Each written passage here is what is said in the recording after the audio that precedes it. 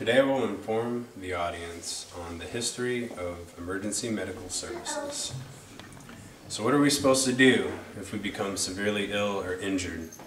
Fortunately, due to the many modern technological advances that can be found in today's societies, we are able to depend solely on the medical professionals that serve within our community's emergency medical services. These include, but are not limited to, first responders, emergency medical technicians, paramedics, and nurses. Emergency medical services can be traced all the way back to the Roman Empire. The Romans used their chariots with stretchers on the back to carry their wounded and dying off of the battlefield. Despite their struggle to preserve life, the Romans did not have the medical advancements of today to assist them in their efforts. It was not until the late 1700s that the first ambulatory service was created by the French army under Napoleon. Napoleon's personal surgeon, Dominique Jean Larrey, formed a corps of surgeons and nurses that would follow the men into battle and tend to their wounds right there on the battlefield. They were called the Ambulance Volante, which in French means flying ambulance. They were given this name because of their steadfast courage to often treat the wounded on the battlefield despite overhead flying artillery.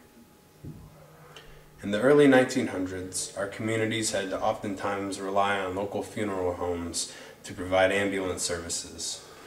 If you'll look over here, you'll see they used hearses to transport their sick and injured citizens to and from local hospitals.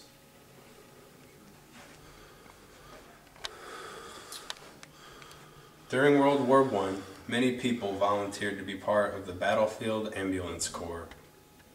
And during the Korean and Vietnam Wars, medical teams generated further advances in field care, which led to the advancement in the civilian sector as well. This included the use of helicopters for rapid evacuations of injured personnel. If you see here, this is a medical flight helicopter, which can be used to transport severely injured personnel longer distances in shorter amounts of time.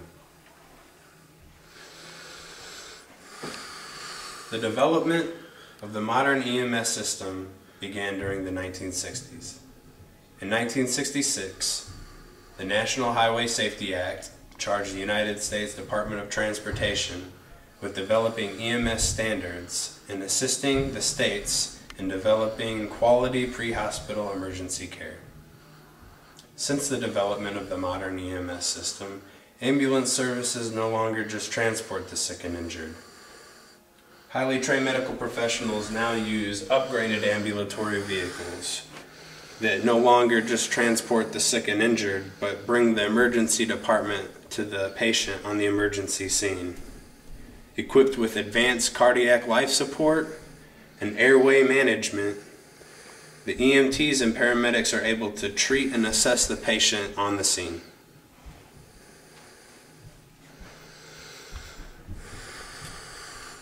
The ambulance attendant was in essence replaced by the emergency medical technician. Medical and technological advances throughout our history have made it so that we no longer have to leave our sick and wounded citizens at home to die.